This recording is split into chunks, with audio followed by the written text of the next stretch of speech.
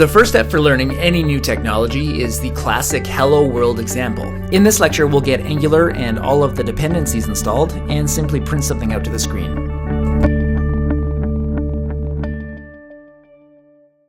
Okay, so before we get going on our application, we're going to need to install a few things. We're first going to need a text editor, and then we'll also need a local web server so that we can serve the application as if it were out on the internet somewhere. We're going to need the AngularJS framework. And then next we will need Bootstrap, which you might be familiar with. We're going to use Bootstrap for styling the application. And we're finally going to need a package called UI Bootstrap. And you can kind of think of UI Bootstrap as the regular Bootstrap framework, but customized for AngularJS. So like we said, we're going to need a text editor for our work on this application. And if you don't already have one, I'd highly recommend Sublime Text. It's a great text editor with a lot of versatility. You can get it over here at sublimetext.com, and you just have to go to the download link to get it for whichever operating system you're on. We also said that we're going to need a web server, and I'm on a Mac, so I'm using MAMP, which is Mac, Apache, MySQL, and PHP. And to download it, simply go to the download link and follow the instructions. If you're on Windows, a good solution is WAMP, which is Windows, Apache, MySQL, and PHP. And if you are on either or Linux, another good option is XAMPP, or XAMPP, as some people call it. Again, just follow the download link and follow the instructions in the wizard. We're not actually going to be really using the MySQL or PHP portions of these web servers, but the web servers themselves will let us serve the files for our application as if they were out on the internet somewhere. Now, when it comes to actually getting the code for the frameworks that we'll be using, there are a couple different options, but we're going to keep it really simple and use the content delivery networks for each of these frameworks. So here we are at the angularjs.org homepage, and what we can do to get the CDN link is if we go to the download button, we see it's listed here under CDN. There are many different ways that we could actually pull in the code for AngularJS. We can download the files directly, either minified or uncompressed. We could use a content delivery network like we said, or we could use a package manager like Bower or NPM. But again, keeping things really simple, we're just going to reference this CDN link for our project. So we'll grab that in a second, but let's take a look at Bootstrap next. We can get the Bootstrap CDN links right here on the Bootstrap homepage. And for UI Bootstrap, which again is the Bootstrap framework but customized for AngularJS, there isn't actually a CDN link right on their website, but we can actually get it if we go to cdnjs.com. And cdnjs.com is sort of a repository for different CDN links. And if we search UI Bootstrap, we see the first hit here is Angular UI Bootstrap, and that's exactly what we need. So here it lists there's 4 different links. We can get the minified or unminified versions of both the main JavaScript files and also a set of templates that we'll need for UI Bootstrap. And we will probably just grab the minified versions of these. Okay, so that's all of the CDN links that we'll need for our project. We'll bring them in just a second, but first we need to set up our project folder structure. And if we go over here to the Finder window, that is if you're on Mac, we'll go to Applications and down to the MAMP directory, again assuming that you are using MAMP, and MAMP serves all of its files from the htdocs directory. So we'll need to create a new folder, and if you're anything like me, there's no space left to right-click to create a new folder, but we can do Shift, Command-N, and that gives us a new one. We'll call this ngCribs, and then we'll just want to drag it and drop it into Sublime Text. We'll need 2 files to get going with, the first being an index.html file.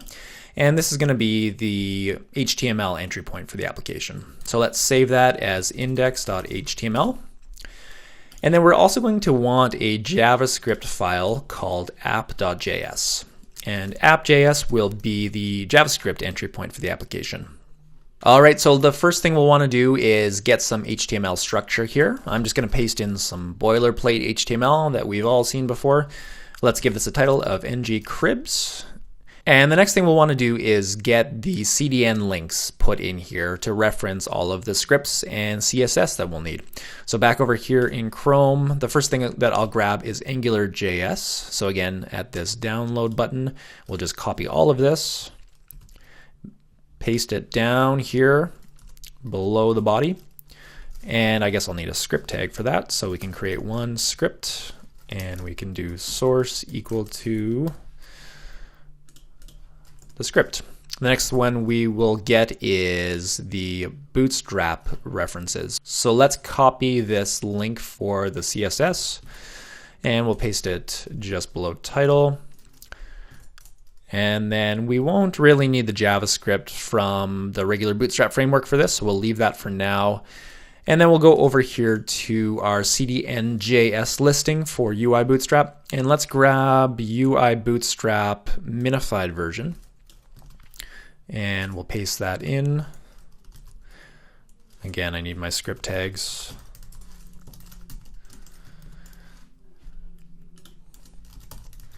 We'll also get the templates, the minified version as well.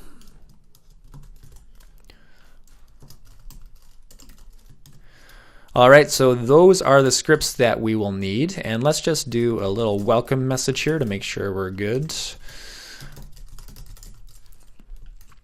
And why don't we try this out in the browser? So if we come over here to Google Chrome and we open up a new window, let's go to localhost/ngcribs. And depending on how you have your MAMP set up, this might require you to put in a colon and then maybe a port like 8080. And in my case, I think it's port 80 that it defaults to.